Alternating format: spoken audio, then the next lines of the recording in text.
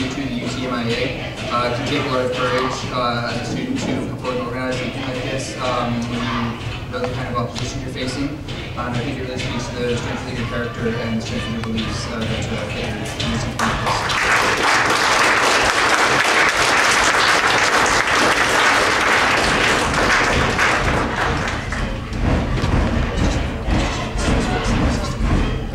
Another thank you to the University of Toronto. Their professionalism and their commitment to freedom of speech is commendable. And we believe that the way that they've comported themselves is a great example of how an Institute of Higher Learning should operate. Finally, Edward's already touched on what we're about. We're an educational nonprofit. Our goal is to raise awareness of underrepresented gender issues. We've been around for about 2 years, active for about a year and a half. And really, our organization can't exist without your support. So please, if you do like what you see, if you'd like to see more events like this, please do go to our website and join the cafe. It's $60 for a year-long membership, $100 for a 2-year membership, and we also have a low-income or student membership for $20. So please do go in and do that. That, along with the patients at these events, are really what allow these things to happen. So without further ado, I'll hand it back to Edward, and we'll get the talk started. Thank you. Okay, now everybody probably knows who want to speak is here on, but I'm going to introduce them again. On the right, on your left, is Paul Nathanson, and on your right is Katherine Young. They've both done a lot of work on the subject of misandry, and they've published several books on the subject. Now, you guys are both from McGill University in Quebec. What are your fields of study specifically? I have to get used to talking over this sound, and if you can't hear me, let me know. Yeah, turn the mic up. Turn the mic up. Right up and come right out of that thing.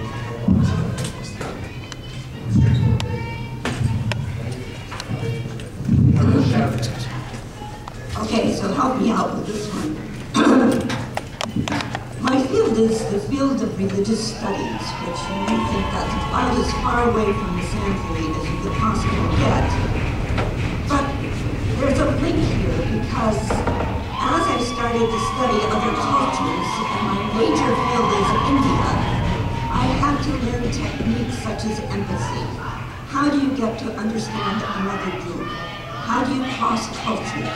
How do you communicate? And once you learn that through experience of other cultures, it becomes very similar to think about communication between men and women. We have many similarities and also many differences.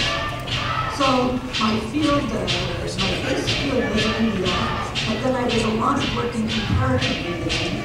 And from there, in the early 70s, as the issue of women became so important, I began to write on women in Hinduism, and then did a number of books on women in different religions, inviting a number of different women scholars and men scholars to contribute to those volumes.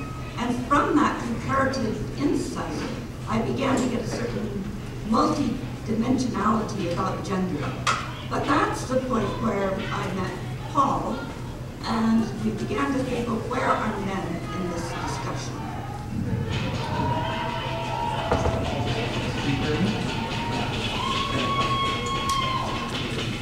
Okay, well, I traced my interest in this topic, this depressing topic, I must say, to my childhood.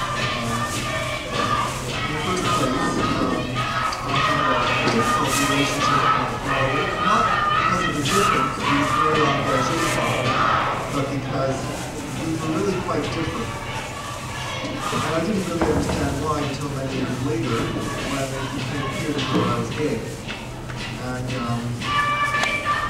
my father was actually very supportive in terms of my being gay. And before he died a few years ago, in the 90s, we had several conversations not only about that, but also about the other ways in which we have been different and in which communication has been hard for us. Another factor is that when I was a child in school, I had a lot of bullies.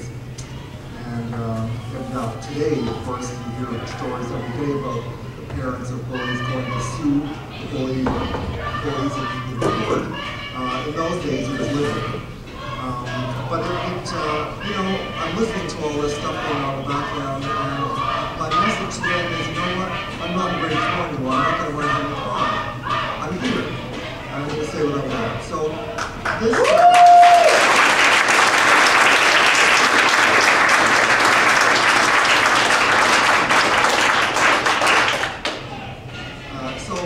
That taught me something, but another reason I mentioned the bullies is because,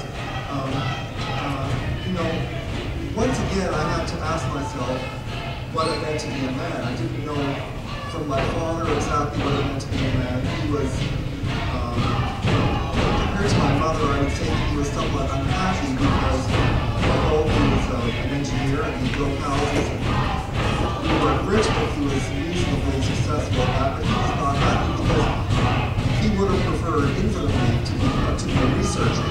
And he became a builder mainly because he had a wife and family to support. So,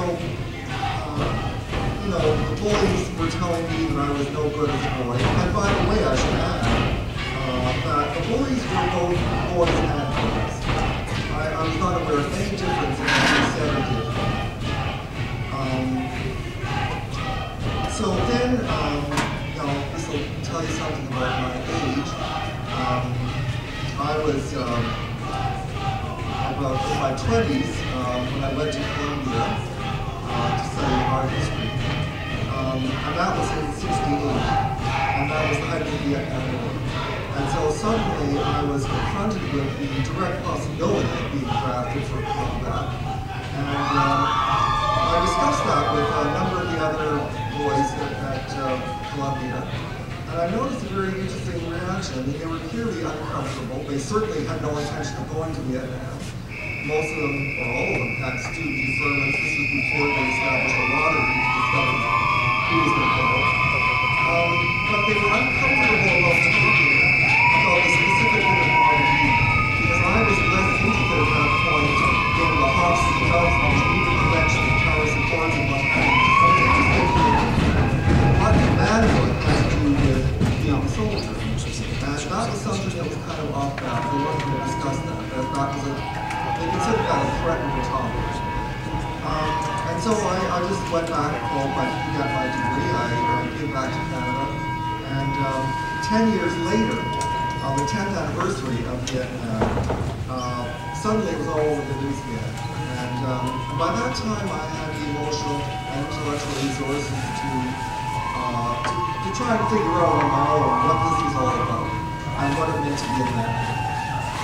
And so that's approximately when I met Katherine and went to visit. Now, how has your research on misandry related to some of the other research you've done?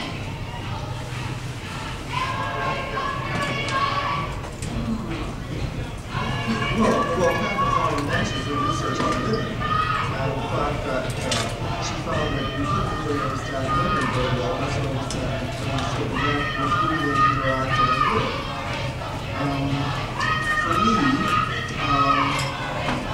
I was in religious studies and my interest was in popular culture. Specifically, the ways in which popular culture interacts, or in which secularity, including popular culture, interacts with religion.